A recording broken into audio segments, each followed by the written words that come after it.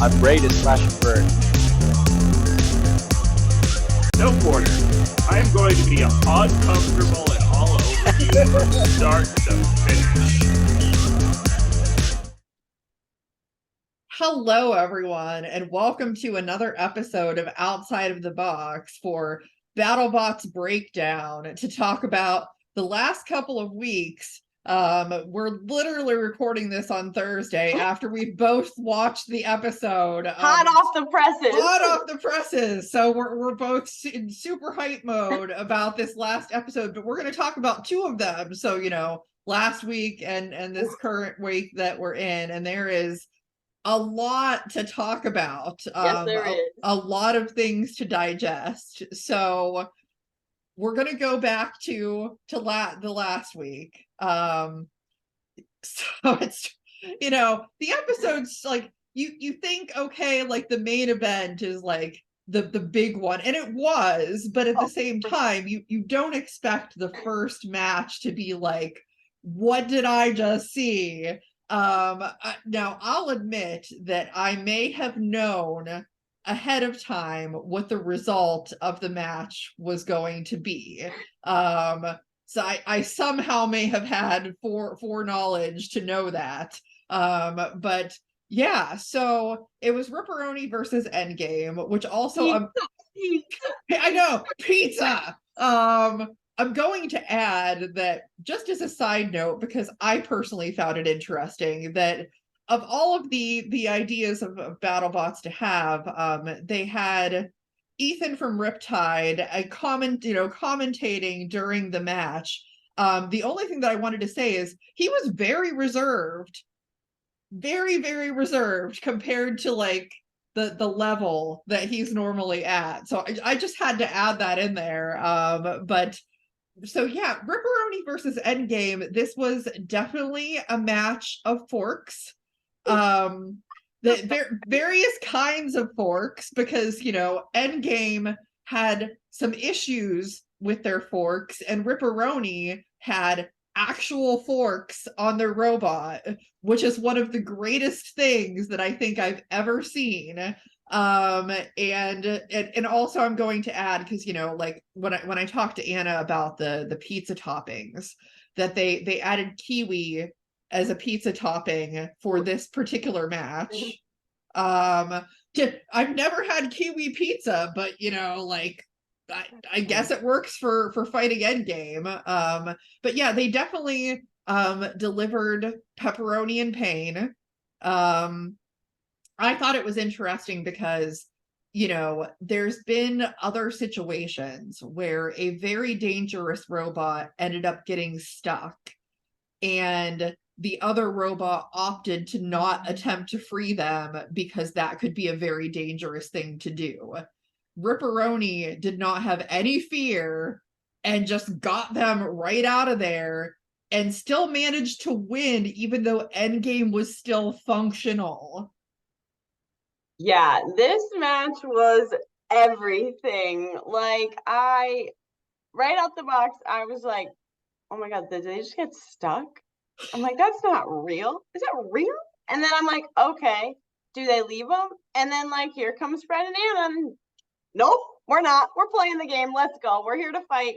And it was so awesome. I was so excited. I, of course, love seeing them get the win. Absolutely, like, great match. Like, just, I was so happy. I was so happy. And I was laughing because I saw, like, a tweet after the fact. It was like, yeah, we don't eat pizza with forks around here. And I was like, no, we don't. Not that's like up here, that's a no. That's not a thing. Yeah, I was like, after the match, you know, they asked EndGame about it, and I think, you know, EndGame kind of made the comment, we messed up. While they did mess up, like, they got unstuck. I mean, like, it's not like RIPperoni hit them while they were stuck and just one-shotted them and that was it. They still were moving after that and could have potentially done something. So I mean, full props to RIPperoni for keeping it up and, like, doing what they did. Oh, absolutely. I mean, Endgame still came out once they got unstuck, and they were definitely still functioning and functioning properly. And that's a scary robot no matter what when it's running around the box. So to be able to handle the hits, take that impact, and just go, and still just deliver that fresh, hot death to Endgame was absolutely incredible. Yes. Pizza. Let's go.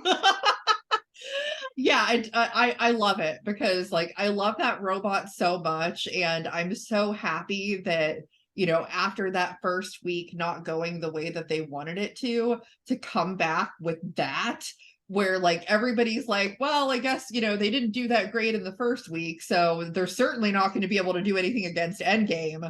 No, that is incorrect. So it was very like, it was amazing, and I loved seeing the celebration after, and just like the excitement that they all had, and they should, like, they have every reason to have been that excited about that win. Absolutely. It was just so awesome. Yes, it definitely was. And continuing, yes, I know you have to, that lovely shirt. Pizza shirt. Pizza That pizza shirt. Yep, exactly. Everybody should buy one right now. RobotsRuinMyLife.com. Yep, robotsruinmylife.com. Go get there and get it. Yeah, so you know, the excitement continued because like everybody knows how I feel about Death Roll. And you know, their first match did not go so well. It definitely didn't look like the Death Roll that I expected to come back. Now that match against Switchback was vintage Death Roll. And that was with them coming out and admitting they have no ground game. Like, Death Roll is not prepared for a ground game. It is just, this is the weapon, we're going to hit you with this weapon and hopefully do destruction. And they did. I also like have to add, and I think somebody else had pointed this out, I thought it was really funny that Switchback on the underside of the robot had "We got rolled," which is so perfect for going against Death Roll. So I was like, that is poetry right there. That is epic. Oh my god, I don't think I realized that, so that's really funny. I'll have to like go back and look for it to see if you can't see it when because they were flipped upside down at one point. So, but yeah, that match was absolutely incredible. Steven's driving is so good, just right out of the box, just hit after hit, and just delivered what we've been waiting to see for out of Death Roll since they've come back. And it was just so cool to just, I mean, it stinks to see when you see belts flying off and you're like, oh, there goes the weapon belt. And you're like, all right. And then you're upside down, and then the polarizer just hits you, and you're just like, all right, they got this. Like, and they did not let up, and they were aggressive, and it was just fantastic. Yes, that is the crocodile that I like. So I really want to see Death Roll keep that going, because they looked amazing, and just, you know, excited to see the turnaround there. That was definitely an exciting match. Now there were certainly a lot of people online who did not find the next match to be very exciting, which I get, which is Hijinks versus Captain Shredderator. Now, like, let's be clear, like, Hijinks, so I'm going to use Craig Danby's joke here. Hijinks is a superb owl. Yes. And yeah, but you know, they definitely did not look the way that I normally see them. Like, it just, I couldn't figure it out. You know, they didn't seem to be spinning up, and I was like, okay, are they not doing that on purpose? It seemed like Jen said something like she was maybe waiting for Shredderator to spin up, and then they did.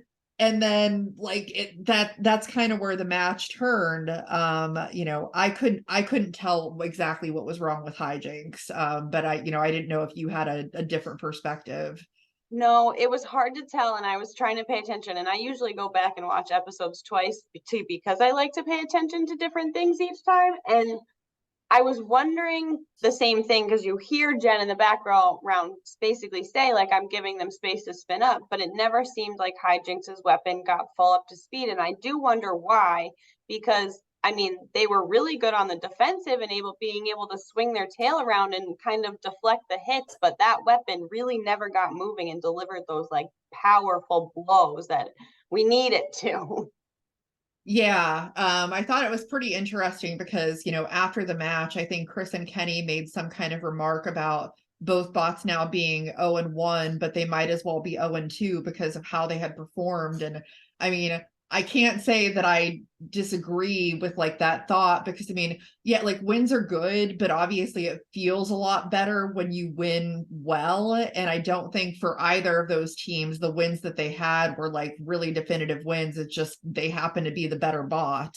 So I'm hoping that for both of them that they're able to figure out whatever is going on and bring it in their next matches. But like I believe in Hijinx. I was really thinking Hijinx was going to come in and just slaughter people this season, because I know that Jen had been putting a lot of work into really fine tuning that robot.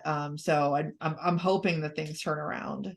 Yeah, me too. And they do have, I think it's RIPperoni next. I think we'll see that match in a couple of weeks, which will be interesting because, as Anna said in the interview from episode 7, she wants to see RIPperoni fight like a horizontal and kind of like see how it performs against that. So that will be really interesting to see if Hijinx can work out their bugs, really get that weapon up to speed, and see what it does against RIPperoni. Yeah, for sure. Now, the next match was Rotator versus Jackpot. Like, hello, Victor Soto. I mean, like, that was that was beast mode. And I thought that it was really important that they highlighted the fact before the match that not only do Jackpot and Rotator use the same weapon motor, but Rotators was only operating at 50% of its power, and they still did what they did. And I think like that just highlights like the capability of that robot and just Victor's ability to drive it. I also have to say that was the match that in this episode was like, oh, the poor BattleBot sign. Somebody always gets it, and it happened to be that match where they got it. And yeah, I was so happy because my heart broke for Victor in that first episode, because I knew that like it just wasn't quite where it needed to be. And so when he said like it's at 50%, I was like, oh no. And then he came out and did that, and I was like, yes. Yeah, it was so good to see the turnaround, and especially because they kind of highlighted the struggles before the first Rotator fight, to like really see that they were able to dial it in, figure out what was going on, and not let up, and just deliver those hits. And of course, like Jackpot is just such a pretty bot too, and they're glittery vertical, and that like speaks to my heart. So it's like hard to see like just pieces of the bot go flying everywhere, but Victor got right under them. He ripped apart that bottom plate like he was not playing around, and it was so good to see Rotator back up to where it definitely deserves to be. Yes, exactly. That match I think was definitely a highlight for me in the episode. Then we had Big Dill versus Scorpios, which was such a freaking interesting match because Big Dill was winning. Like they were winning that fight, which is crazy because Scorpios has really upped their game this season and they like look better than ever, but Big Dill was still winning, and then they just stopped. And I'm like, ah.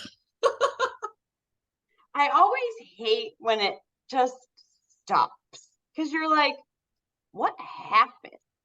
Like that's really the point where you're kind of like, all right, what internally like just like stopped or came loose, or one little tweak can knock a wire out, whether it's a receiver, a wire. That's what we struggle with the most, is receiver wires. We hot glue the ever loving effing everything out of it. And so you just like, and first of all, can we just talk about the fact that Big Dill now has a vert on it? I was like, oh my gosh, what an incredible configuration. Like, it looked so good to see and be so strong, and then to just die. You're just like, and it just like breaks your heart a little bit because you're like, oh, well, that match probably would have gone the other way had it continued to keep going. So that stinks. Yeah, it was definitely a heartbreaker because I mean, like truly like E-Man is so good at what he does and he just doesn't get like the wins to go along with his level of talent, and you want to see him do well, like you just do. Yes, absolutely. And no discredit to Zach or Diana at all, because Scorpio still went out and performed absolutely incredible. And it's so nice to see that they're just continuing to see those improvements, and they really are like putting all of that effort into that bot. And so for them to get the win is absolutely incredible as well. But it stinks when it starts one way and then all of a sudden you're just like, oh.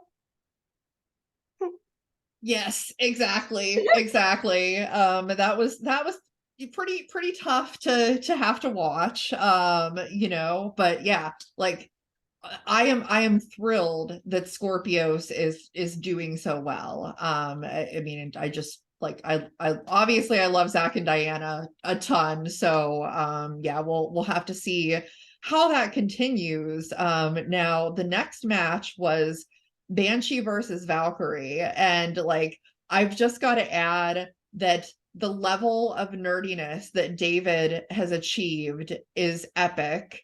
Like just beyond, and I like I love it. It's so fun. And so Valkyrie decided to use a fork, which is something that Valkyrie has never done. And I get it because like you have to try and innovate. The ground game is extremely important at this point.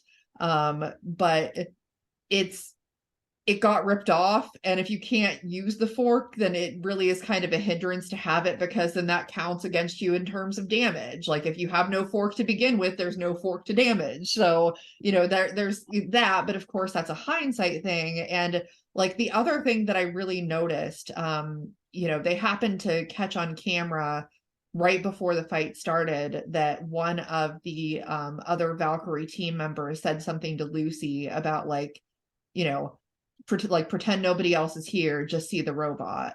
And that kind of made me feel like maybe she was nervous, because Lucy doesn't typically drive a lot. She designs beautiful robots, but just doesn't typically do the driving. So this is something that's relatively new for her.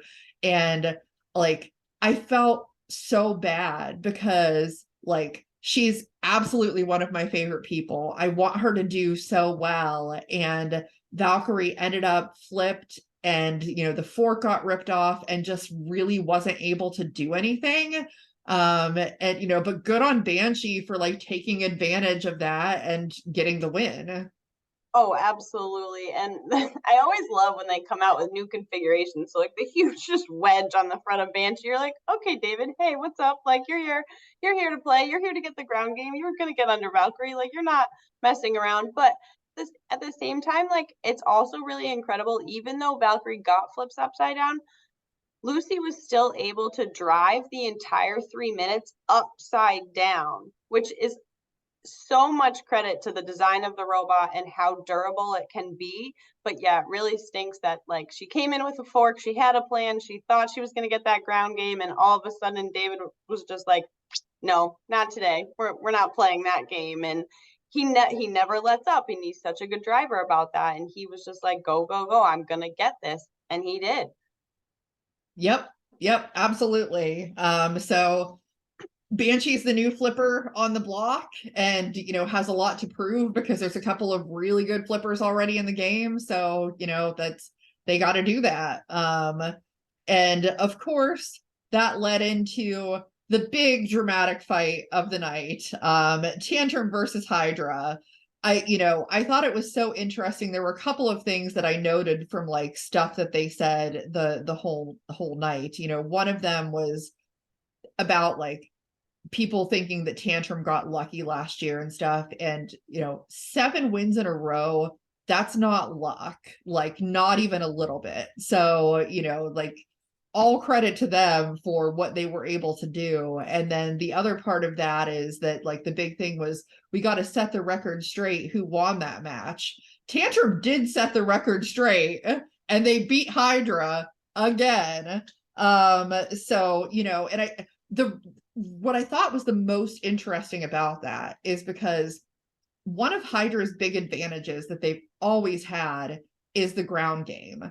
No one can get under Hydra. Like people try and then they don't and they get flipped. But in this particular case, Tantrum added forks and they got under Hydra, only got flipped once, and were able to get the win because they got under Hydra. So that was kind of the really big difference, I think. Oh, absolutely. And with so much buildup and so much tension going into the match, you're just like, all right, like I am ready. Like, let's go. What is going to happen? Like, let's settle the score, you know. And I love the people on the internet, but I hate the people on the internet because it's just like, how can you? And no matter what, everyone's going to have an opinion. But yeah, no, Tantrum laid down the law. They set the record straight. They were like, no, we deserve that banner that's hanging up right there. And we're coming to play. Yes. And I have to say that, like, I really do give a lot of credit to Jake that after the match, you know, he wasn't trying to be funny or anything and be like, you know, oh no, like, no, we actually, no, like, he was like, yes, like they won fair and square. He was very gracious about it. So, you know, like, I was glad to see that as the resolution to come out of this, because it's kind of been a very ugly thing. But yeah, I mean, you know, I thought that it was a really great match and it showed, you know, Tantrum could not only like beat Hydra, but come back from a very tough first match against Minotaur and then do that. Yeah, absolutely. And I agree. Jake handled it so well, so professional, gave them the props that they completely deserved and was like, yep, that's it. I'm done, and left it at that. And it was so nice. And it's really cool to see that Tantrum did so well, but now they get to play with their sister robot next. So that will be really interesting to see. Yeah, I want to see some smack talk. I need some good smack talk between Tantrum and Blip. So Literally. Yeah, we'll see how that one goes. But that was last week, and so now we've got to talk about what we just witnessed, which is a lot of stuff. I don't think there was really a boring match in the entire episode, like not even a little bit. I loved episode 7. Absolutely loved it.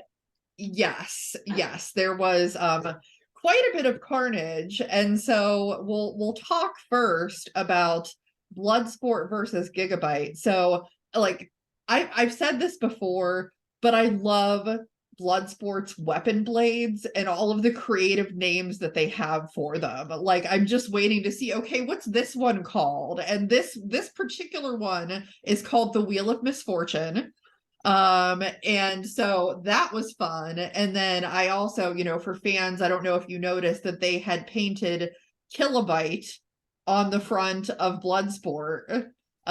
So I noticed that, like, more of the eyes. I didn't see that. That's so funny. Yes. But you know, like you've got, you know, Bloodsport, and then you've got Gigabyte, which again, like in their first match, they had, you know, a little bit of challenges with the, you know, the newer drivers. I mean, they're not really new to the team per se, but like new to kind of, you know, taking the helm with things. And what I thought was interesting is that Bloodsport wasn't spinning in the beginning of that match. And I was like, what are they doing? And I mean, Justin kind of talked about it after the match was over. And I think he realized that wasn't a way to go about it. Because as soon as they did start spinning, we got an epic collision. And I'm like, well, yeah, that's what I thought would happen. So that's what I was hoping would happen.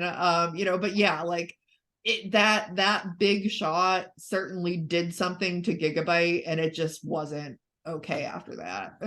Yeah, no. And I think that's the biggest problem with the whole spinning body. Like anytime it takes a huge hit, it's so much more susceptible to like the internals messing up or coming loose and getting stuck or anything like that. And that hit was no joke. They went flying. But yeah, I agree with you that I think it was really interesting that Justin thought that they were just going to play an aggressive pushing game and not really put the pedal to the metal with the weapon. And then I'm so glad that they changed their mind and were like, no, we're going for it. Let's go, because they deserved that 100%. And those guys work so hard. Nick is such an incredible weapons designer. Like they're fantastic. I was like dying laughing when Brian like had Nick up in the air after the match. I was just like, oh goodness. Yes. Yeah, I've already like I had said something to Nick and I was like, I want to do a Bloodsport episode, but I specifically want to make sure that you are in on this because like the weapons. Yeah, he's an incredible weapons designer without a doubt. Yes. So as you can imagine with the next match, I was very much looking forward to it because I am like Claw Viper, oh my god. You know, and versus Overhaul, who has also been really solid this season. I have to add that I would say that Kevin's evil laugh is possibly better than Ray Billings' evil laugh. I'm really being entertained by this, so Kevin needs to keep doing the evil laugh. It was really like, to me, I was really like, all right, here we go. We're about to see like the battle of the control bots, and I am here for it. Like after seeing like Overhaul be able to suplex Starchild and everything that Claw Viper has already done and how quickly they're progressing, to see them get to 3-0 is just absolutely fantastic. Kevin is not letting up on his driving at all, and he is just pedal to the metal. I'm here to play. Like I'm not messing around. It doesn't matter what the circumstance is. Yes. And also again, that poor BattleBot sign. Oh, guys. You know, the thing that was interesting about that match is because, and I'd be curious to like, again, Kevin, if you are watching the show, get a hold of me. I need to do a Claw Viper episode.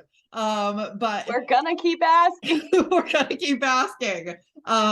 In the last minute, Claw Viper seemed to have like that they weren't really operating at the same level as the first part of the match, where it seemed like something was a little bit off, like the driving wasn't quite as there, and I'm not sure what was going on because Overhaul started to come back a little bit.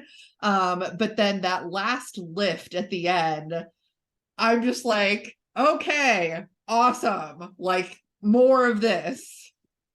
Yeah, absolutely. It was cool too to see them back and forth and see the different types of control, and for Charles to even get him once and push him across the whole box was like pretty awesome. But yeah, no one can mess with Claw Viper this season. Like I'm here and I'm gonna stand behind that 100%. I'm calling it now. They're gonna beat Hypershock. They're gonna do it. Oh boy. And I don't even know. Trust me, I don't know the results of this, but I'm just calling it now. We'll see. We'll see what happens. The challenge is on, Kevin Wilczewski. The challenge is on. No. So yeah, so we had that, and then like going back to bots that I love and seeing them perform the way that I want them to perform. Holy man, Monsoon. Like, my goodness. I think that they were trying to cut Horizon in half. Yeah, they were not at any point messing around, and they were, oh my goodness, scary. Like to see, and Horizon is just so large, so for it to still be able to just go up in the air, you're like, that's 250 pounds, but that's like a really long robot. That's a lot to throw, and you were just getting so much power in those hits, like from Monsoon, that it was just, oh, it was awesome. Yes, Tom was like Tom was not playing not even a little bit. And like the emotion after the match, you know, like I big Yeah. hearts. I love Tom, Tim, and Sarah, like all of you. I'm so happy for the results of that match, and I mean, like, well deserved. 100%. And I'm like such an emotional person too. So like they start crying, I'm over here like I need a tissue. Like damn it, like I don't even know these people, but like you love to see it, and that's what really like that really pulls like what the community really means, like 100%. Yes, absolutely. So the next match was one I'm sure we all were looking forward to, which is Starchild versus Mammoth. And we had Anna from RIPperoni doing commentary on the side, which like Omega Team love, all of the Omega Team love. NHRL love all day long in that match. That one like hurt. That one hurts my heart just to see it on paper. So you're like, oh. Yes, it was such an interesting match. Like let alone at one point, Starchild was basically riding Mammoth. I'm ripping that right. And, you know, like it got scary for Mammoth a couple of times in that match. Like it was tipped over and they just couldn't get it flipped. And I'm like, come on, Ricky, come on, get it, you know. And like it was just, I think it was as good as I thought that it would be. Didn't really know which way it was going to go, but again, like talking about like that emotion and stuff, you could tell how much that win meant to Ricky, like so much. Yeah, I have so much love for so many people on Team Mammoth. So when you see Ricky get that happy, it's just such an incredible feeling. And everything that Cody did operating the weapon to try to get Mammoth to self-right and then really deliver those huge hits to Starchild from the underneath and just absolutely incredible. And I was dying when Ricky picked up Jackson at the end of the match. What just happened? But it just like it made my heart so happy to see like both bots come out and perform. Yeah, I mean, it has to be, you know, difficult for Starchild, you know, because it, you know, Brandon had some challenges with P1 and bringing in this new bot that he, you know, really means a lot to him and he really put a lot of work into, and have it be 0-2.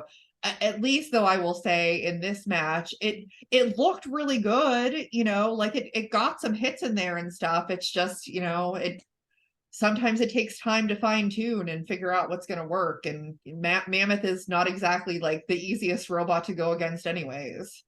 Yeah, absolutely. And they're just both just such huge behemoths of robots. You're just kind of like you never really know how it's going to go or how either one is going to perform in such that space in such like a large capacity. And so yeah, I really hope that Starchild can dial it in and get a big win and some point in the season because I would love to see it. We all know that about me.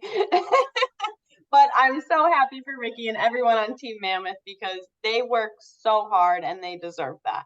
Yes, 100%.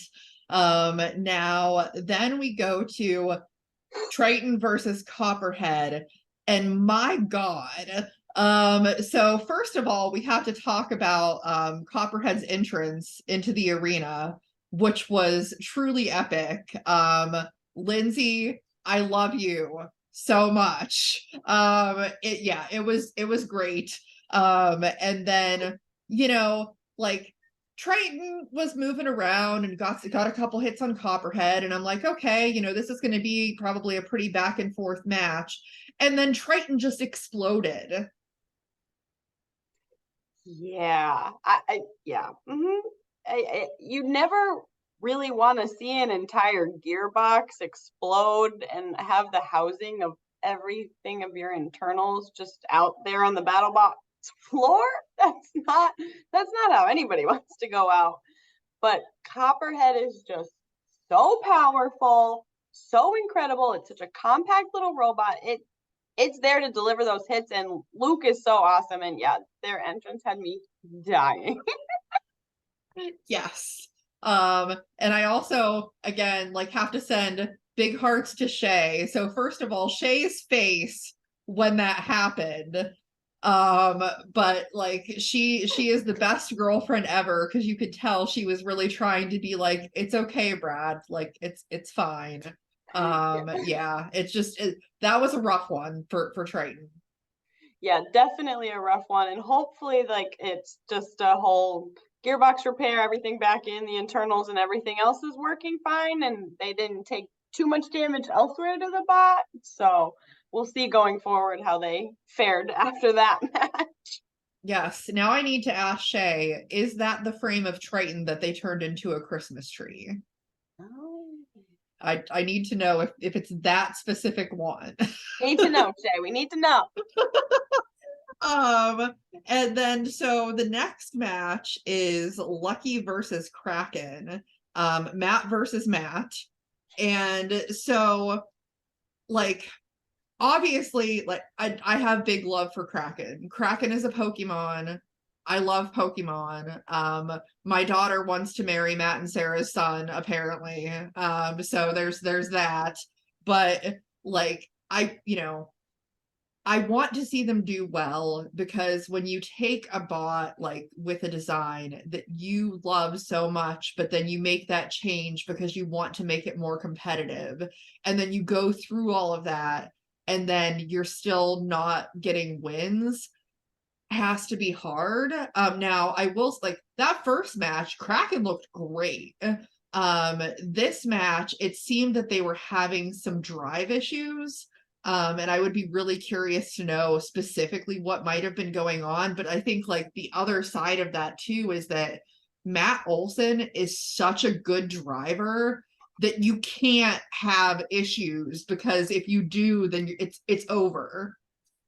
Yes, every time he has stepped back into that box, he has just become so much more tuned into Lucky. He literally is learning to maneuver that robot perfectly. And it's absolutely incredible to see someone like that that's still very, very new to driving a robot be able to control a veteran like someone in like Matt and Kraken. It's just like, oh my goodness. And yes, of course, I love Kraken. It's the most beautiful robot ever. Like, I want to just see that Bert deliver these huge hits, but I hand it to Lucky and that whole team, because their driving is no joke, and they're not letting up, and it's so cool to see how much control they can really get from that robot. Yes, absolutely. It's looking, like they said, it's looking better than ever. It really is. So it'll be curious to see how the rest of the season goes for them. And then we have the destruction of all destruction. Yeah, it's so funny because a lot of the commentary leading up to that match is so much of like how I feel about Minotaur. Marco made the comment that when Daniel gets up there and gets ready to drive, he becomes Minotaur, and like he really does. So it's, and that's part of the reason why Daniel is my favorite driver and Minotaur is my favorite robot. It's because of that symbiotic relationship that they have that I think is so great. Now, that being said, Cobalt is also a very powerful and destructive robot. We know that. We've seen it tear robots in half. It's so interesting because Minotaur really won that fight in the last minute. Up until then, Cobalt was winning the fight, and Daniel didn't give up. He didn't let that like scare him away or think, he wasn't going to get it. He kept at it and kept at it until he got them where they wanted them, and then that was it. Yeah, this match was incredible. Like, to see so much back and forth and so much delivering of hits from both sides. You really like that's what you want to see in the box every single time. Like, you want to see those big, powerful hits. And even for Minotaur at the end to start smoking, and that for really, really, for Daniel really turned up the gas after it started smoking. And he was just like, no, I'm getting these hits. I'm on it. I'm winning now. I don't care what's happening to the robot. It's driving, so I'm going, and that's all that matters. Yes. Yeah, I was so excited. I mean, like, the great thing about it is that I know that the guys from Minotaur are really good friends with John Mladnick. Like, you know, so I think both sides appreciated the match and were just like happy to be a part of such a great match, win or lose. But it's, you know, it's great for Minotaur. I know that when Junior was on the show, he said that this season is the best version of Minotaur that anyone has ever seen. And he's not kidding. Like, it's really good. Yeah, no, it was funny to see John kind of jump into the pit of Minotaur and be like jumping up and down with them and just sharing that excitement. But yeah, like, even like Dave said, he was just like, this was the best loss ever. Like, you don't get better than that. Like, you're both robots performing to their absolute best power and putting on a clinic with each other and just going head to head. You don't get better. You literally do not get better. Yes, you do not. So obviously I'm very excited that Minotaur is still undefeated. We will see if that continues into the rest of the season. But yeah, it was just a crazy, amazing couple of episodes. We so much more to go. So I'm going to be really excited to talk about the next couple of weeks, you know, in like a little over 2 weeks from now, because today is Thursday and not Saturday. Whoops, Motorama, you know, like. Yeah, I'm gonna go see the 30-pound versions of some of these guys. I think Little Rip and Thunderchild are on the Motorama registration, so I'm ready to see Team Omega all weekend long as well. It's not a cult, I promise. Nah. But yes, so this was a lot of exciting robot combat, and much more to come. Yeah, and I can, because I know this will be up on Saturday, but I can tell everybody, if you are watching, oh my goodness, like, there are so many good episodes of this show that are going to be coming up. It is going to blow your mind. So stay tuned. And yeah, so Monday there should be an episode with Farouk. So enjoy that. I'm gonna for sure. And we'll see you next time on the BattleBots breakdown.